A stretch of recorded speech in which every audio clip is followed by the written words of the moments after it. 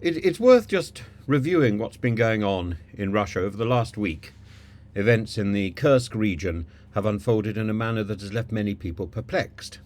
Video footage shows Ukrainian troops casually moving through Russian towns like Sudzha, seemingly unchallenged by any significant military resistance. The absence of real combat footage alongside recycled and misleading clips from Russia's Ministry of Defense paints a troubling picture if you're Russian. It suggests a situation that defies conventional expectations of military defense and raises profound questions about the state of Russia's armed forces and the broader implications for its political stability. At first glance, it might seem like an isolated incident, a momentary lapse in Russia's defense posture. But the broader context suggests something far more alarming. The apparent normalisation of such an incursion into Russian territory could signal a significant shift in both the military and political landscape of the region. The lack of coherent response, the lack of any coherent response from Russia's military, the use of conscripts, the potential exclusion of real reserves, do they exist? Are there any real reservists? Are there any veterans? It indicates a deeper crisis within Russia about its defence capabilities. One critical element in this scenario is the use of conscripts. Traditionally, the deployment of conscripts in active combat zones has been taboo in Russian military doctrine because of the potential political fallout, and conscripts are young, often inexperienced, and their deaths could provoke a public outcry that might destabilise the already fragile regime in Russia. The fact that conscripts are now being deployed in Kursk suggests that Russia is running out of volunteers and experienced veterans to man its front lines. It's a stark indicator of the depletion of Russia's military reserves and the growing desperation within its ranks. It's also a worry for young men who are finishing at university, who think that they are going to be free to go on to further degrees or to move around the country. No, they're likely to be conscripted at great speed because Russia is running out of people. So the incursion into the Kursk region and the subsequent lack of an effective Russian response raises questions about the overall strategy of the Kremlin, and the fact that Ukrainian forces have been able to operate on Russian soil with relative ease suggests that Russia's military capabilities are severely overstretched.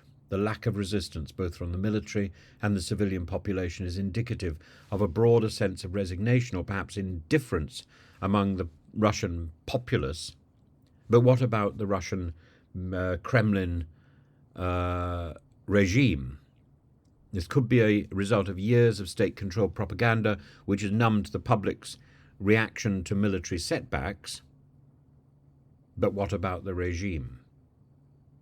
The implications of these developments are profound. The normalisation of such incursions could lead to, it could set a dangerous precedent where the Russian government's failure to protect its own territory becomes an accepted reality. This not only undermines the Kremlin's authority, but it erodes the trust that the Russian people place in their government's ability to safeguard their national security. The situation in Kursk is not just a military issue. It's a political one with far-reaching consequences, and the use of conscripts and the potential for a new wave of mobilization highlights the Kremlin's growing desperation. If the Russian government is willing to deploy conscripts on the front line, it signals that it has few other options left. This could lead to a situation where the deaths of young conscripts becomes normal, just another tragic statistic in a conflict that's already claimed so many lives.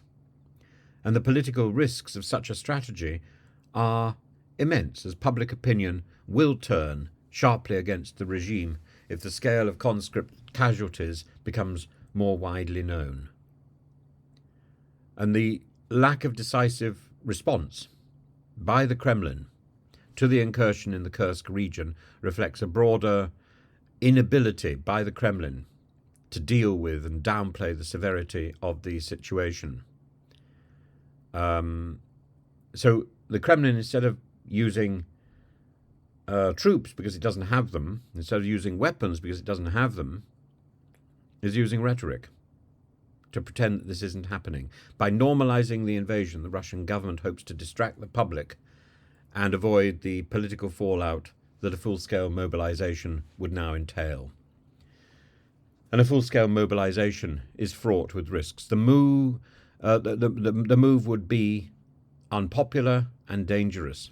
The more the government tries to suppress the reality of the situation, the more it risks, therefore, losing control of the narrative. And if the public begins to perceive that the government is weak or incapable of defending Russian territory, the political consequences of that will be dire.